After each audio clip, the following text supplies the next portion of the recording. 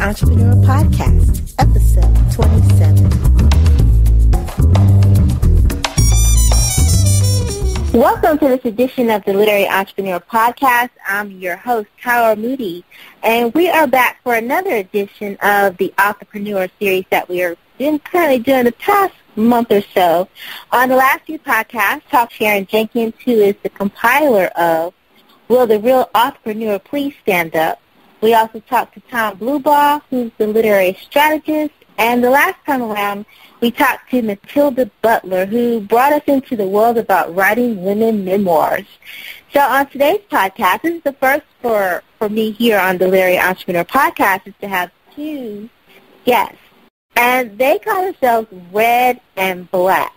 So we're going to jump into talking to them about how they came up with this brand or pen name, which I found very unique. And you'll see that they're actually two sisters.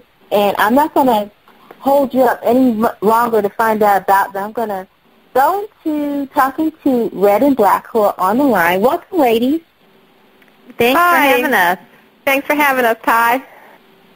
Sure, not a problem. Now, this is the point where I would have you introduce yourselves, but I want to first start off and ask, how did you come up with Red and Black as your brand name or your pen name?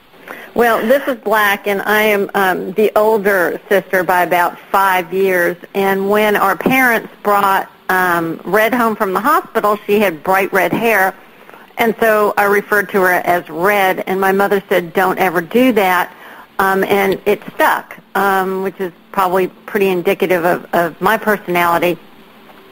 And fast forward, I don't know, about 4 decades, and Red was living in Houston. One day I called, and it was the old-fashioned time of when we had answering machines. And I left this message, and I said, Red, it's Black. And that's kind of where it started. And then when it was time to form this company, I just stuck with the Red and Black themes. Awesome. And I was reading your bio, which I loved, and I really loved the comparison chart you had on your website. I'm going to link to that in the podcast notes. So let's learn a little bit about you individually. Black, tell us, what are some of the things that you have experienced and a little bit about your personality. I guess the best way I would describe myself is, or Red, do you want to describe me? Yeah, this may be better if we describe each other. Not to mention a lot more fun. My sister is definitely the ultimate pragmatic. She doesn't believe there's really a role for emotion in anything, so if you ever hear one of our presentations on relationships, it's really quite amusing. I swear that she thinks, dreams, writes, talks in bullet points. So she is all about facts and logical thinking and common sense and very pragmatic, like I said. And whereas most of us, as I like to refer to as mere mortals, tend to get emotional about things, I mean, she just goes, I don't understand why you're having emotion go into this. And so she always has a very unique way of looking at things. And you might appreciate this, Ty. I've kind of lived with her because I'm the younger sister forever. And I never really understood, her personality until I was actually watching a Star Trek movie a few years ago, and I really went for the popcorn because I'm not really a Trekkie. But when I'm watching the character, I guess it's Leonard Nimoy's character of the Vulcan, and I just turned to the person I was at the movie, and I went, I finally understand my sister. She's a Vulcan. And when we were both finished laughing, the person next to me goes, you might be right. So that kind of explains Black, and I can't wait to hear how she describes me. Well, I mean, it's really very easy. My sister is first and foremost a mom, and she takes warm and fuzzy to a new level.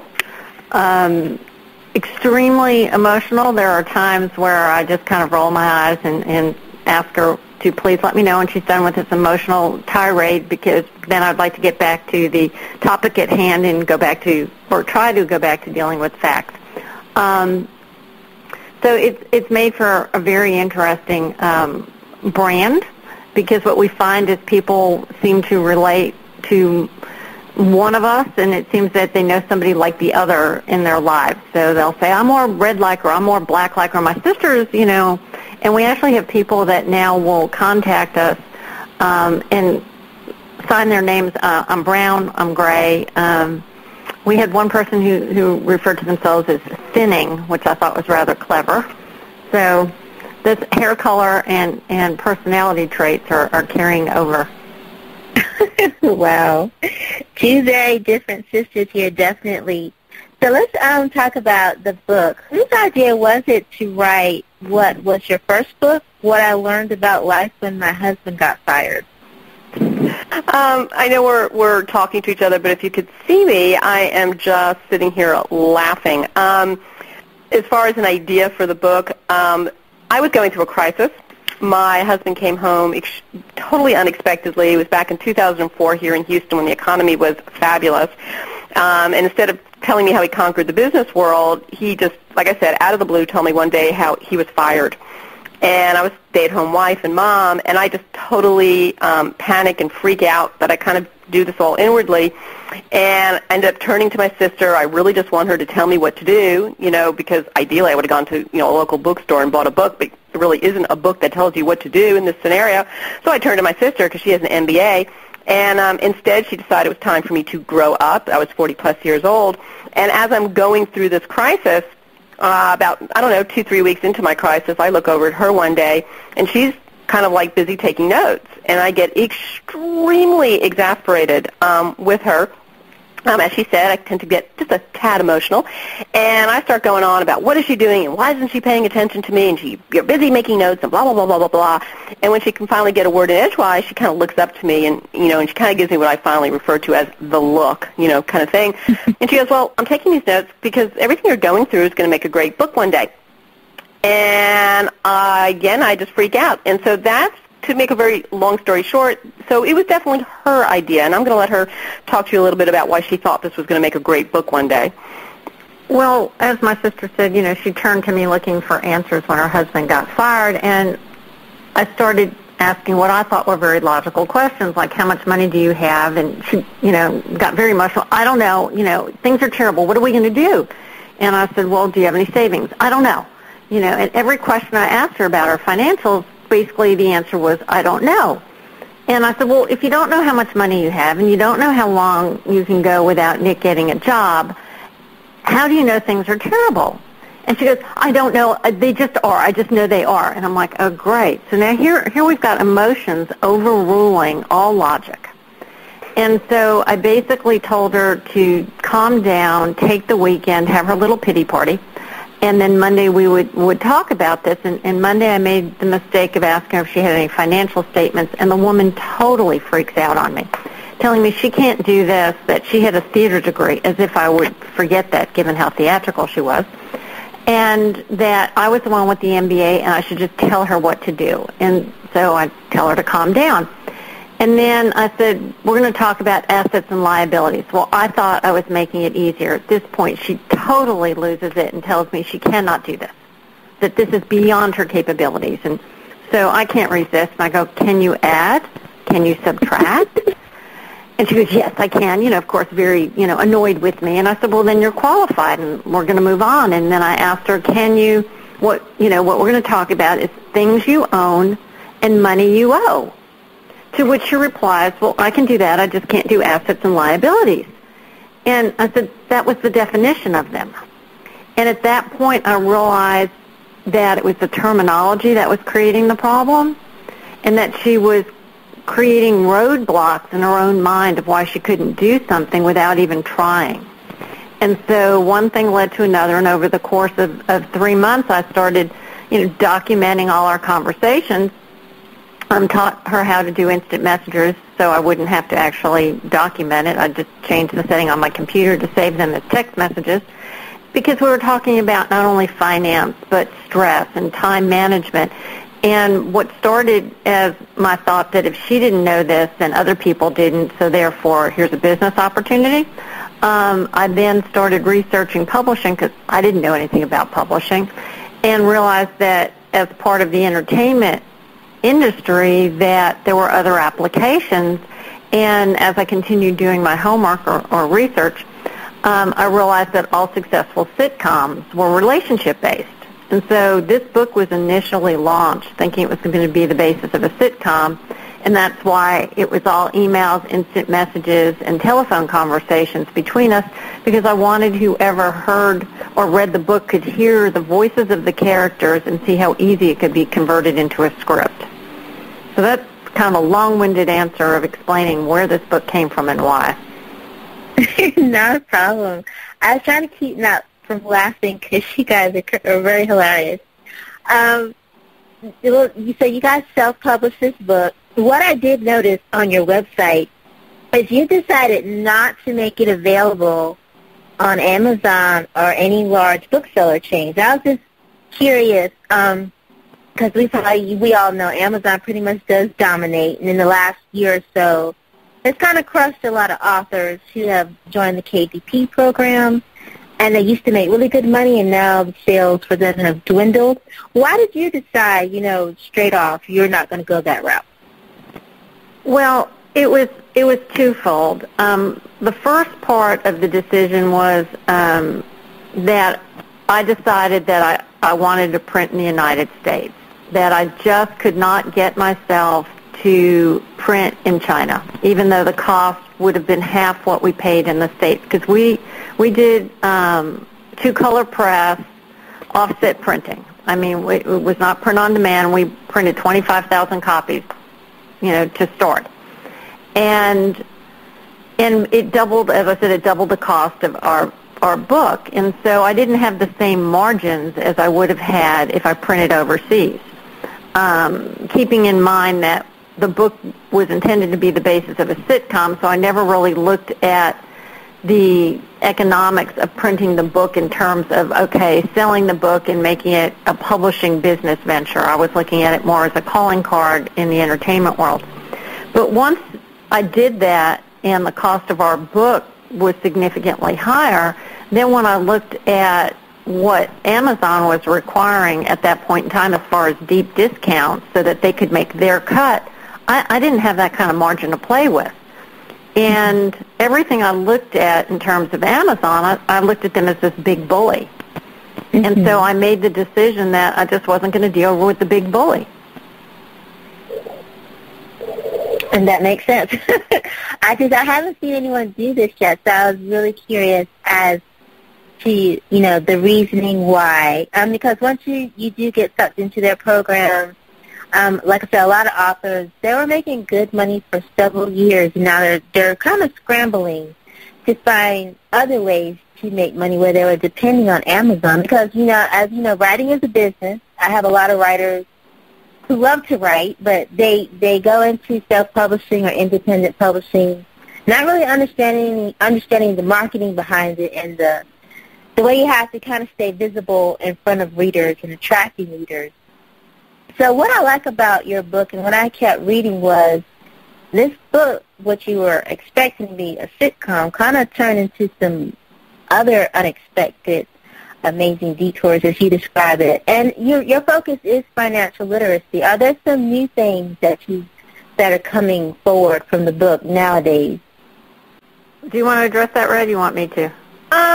Well, I'm just going to what I'd like to do is just kind of start it off on how we made this detour, because when you say it's become financial literacy, and it goes back to this idea of when we wrote the book, it was the basis of a sitcom. We never in a million years would ever have sort of looked at our book as financial literacy. Even today, because our book is used in schools, and believe it or not, it's used throughout Texas Department of Criminal Justice, which is just an amazing story unto itself. It's the last thing we ever would have thought. I mean, we thought students. Yeah, the last thing we ever thought was we'd go to prison, or our book would go to prison. Exactly. It's more about personal finance and life 101. But what we're finding is what our book is more the why personal finance, or financial literacy, if you want to use sort of the highfalutin title for it, is important. So, it's not so much that our book has become, a financial literacy book in the sense that you have a financial literacy expert writing about it. We're just experts in our own lives, as the disclaimer said. And I think that's what makes our book and our journey so different, is that we kind of stumbled upon this in the sense that it was accidental, but that we really address why all this is so important, why personal finance is so important, why financial literacy, especially among students and young people, is so important. And so in that way, our whole journey, I would say, is very unexpected. But I'm sure Black has a few thoughts she'd like to as well. Well, I think a lot of what Red already said covers it. But I think the key is I got our whole business strategy in that regard backwards, in the sense that I thought we were writing a book that was amusing and, by the way, had some useful information. And what we're being told is it's useful information told in an amusing way and in a way that makes it relevant. And I think it's because misery loves company. And they look at my sister, who had went to Wake Forest University on almost a full academic scholarship, so extremely intelligent woman. They look at me, who had an undergraduate degree in economics, a master's in international finance. And as you read through the book, you immediately know that Red was totally unprepared for life. You know, she was a great book student, but unprepared for life. But as you read through, you find out that even though I had this degree and this knowledge in finance, I didn't take what I knew applied to companies. I compartmentalized my life, and I didn't apply it to my personal life. And so all of a sudden people go, hey, wait a second, if these two women had no clue what they were doing, and I don't necessarily have, you know, a college degree yet, and I definitely don't have a degree in finance, then how should I be expected to know this? And so it gives them this built-in excuse for why none of us should be expected to know this. I ended up learning most of my lessons by making mistakes. And it's a great way to learn, but it's, you know, it's a painful way at times to learn. And so I think the fact that people can relate to us, and we've given them an excuse for why they didn't know it before, and now it's like, and I can learn this now, and it's kind of amusing along the way. Awesome. Now let me make sure I cover how we all came to know each other. How did you meet or come across Sharon Jenkins, who's the compilation editor for Will the Real Entrepreneur Please Stand Up? It was okay, you want to go, Red? Go for it. Oh, no, go ahead.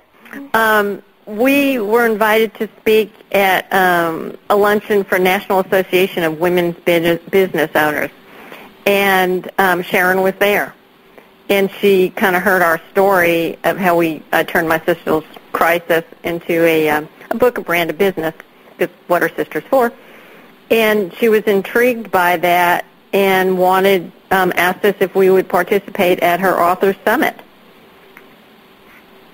So that's kind of where it started. And, of course, and this comes out in her book, in the introduction, where she kind of talks about us, how all I did was bombard her with questions, because that's what I tend to do to everybody, because I wanted to make sure we were a logical fit for what the messaging she had in her audience.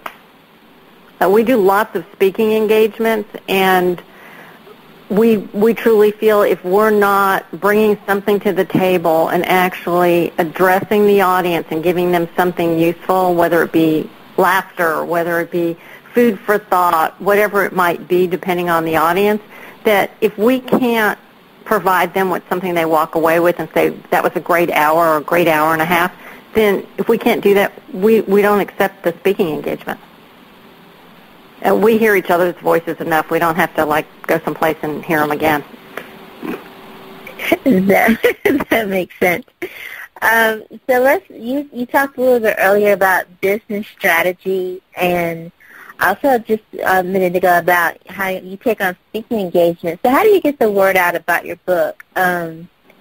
Is your online presence, and I know you have a pretty strong Twitter following and a YouTube channel, how did you go about trying to manage social media and kind of build that up and market the book at the same time? Well, social media I still don't get. So I'm hoping that you'll have some other experts on that can really provide a little more guidance in that area. I think what we have always focused on, and keep in mind that the intent was for this book to be the basis of a sitcom. So unlike traditional authors, we never looked at how do we build a following or a readership for the book. And so once we detoured into the education world, then we were asked to do speaking engagements for teachers and educators. And then as we were doing speaking engagements, what we would do is we would gather email addresses for the attendants. And so that was how we would build a database of email addresses. Keep in mind this was we started doing this in 2009, and that was before Twitter is what it is today. And so a lot of it has just been built organically because people know who we are, because we've sold, close to 10,000 books. So we've got a following not only from the books, but people who then share the book with others, like students are sharing the book with family members. And so it's just growing organically from that perspective. But as far as words of wisdom, I'm hoping you bring an expert on who can help people in that area, because we've just been very fortunate. Hey, this is Red. I mean, I'm the last person. Literally, as I'm sitting here, I'm sure my kids are like, when are you going to make dinner, Mom? Because I'm the mom. So I'm the last person to ask a question that has the word business in it. But what I would like to suggest, and this has always amazed me as I've watched my sister, who's definitely the business half of Red and Black, and how she's made her decisions, and kind of like to go back to how we met Sharon. In my idea that I kind of just want to express to you and your listeners is this idea of just being open to new opportunities, things that you normally would go, oh, no, I can't do that. When Sharon approached us about speaking at her author summit, I mean, when I finished laughing, because I'm like, an author summit, because we don't consider ourselves authors, because, my sister just kind of like kept notes and, kept emails and instant messages and put together this book. So I don't consider ourselves authors. And so my immediate reaction was that's very sweet. That's very kind, Sharon. Thank you so much for thinking of us. But no, really, you need to find a real author. And instead my sister goes, no, wait, hold on 1 second.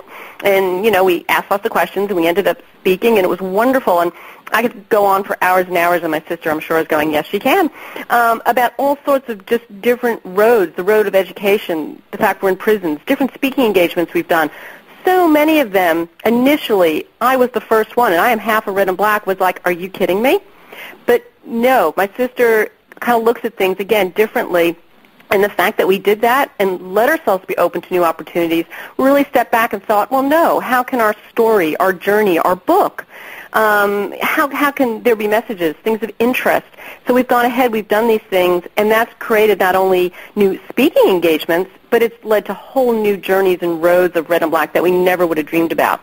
So if there's a way I can answer that question, it's just be open to new opportunities and things you would never dream of doing, because your immediate reaction is, oh, no, that doesn't fall into my business plan, or no, I don't think I can do that. No, that's good. I think authors need to hear that. So many times when they focus on writing, they kind of look to see what other authors are doing, but they don't necessarily pay attention to what are the themes or things in their book and how they can go into other opportunities where that book would be helpful in a way they never thought about. So that's good. Thank you. I appreciate that. And I'm not all about online presence and social media. I actually like for authors to see there are so many different ways and avenues to get your book out to readers who need it, who is especially for them. So see, I want to ask just one more question. That is, you have this book out that's grown and expanded past what you wanted it to be. Are you still looking to do the sitcom?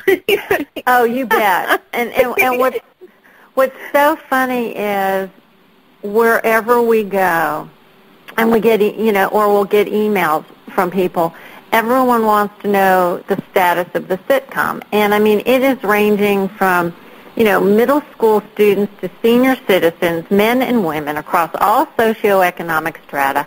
They all want to know where the sitcom is. And I keep explaining that, I'm going to try and focus on it, but everything we do is about values and priorities, and you have a limited amount of time in the day, as we all know. And so when you start looking at it, and I'm like, okay, I can go back and and focus entirely on trying to work with a sitcom, possibly, work with an agent, who could write the pilot, etc., versus working with like a career and technology department of a school district who wants to use our book, throughout the school district, or working with a food bank or a United Way or whoever it might be, a literacy council.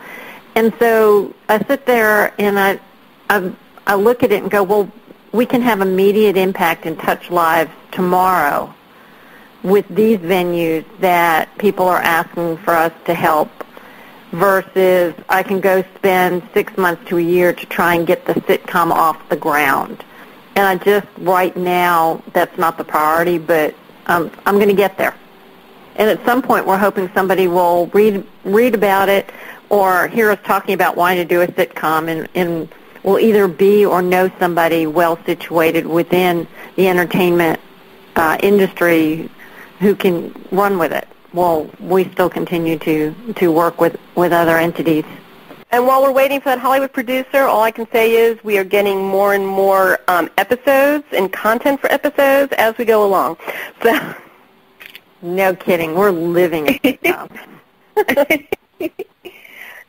Well, that's great. Well, Red and Black, it's been great having you both on the Literary Entrepreneur podcast.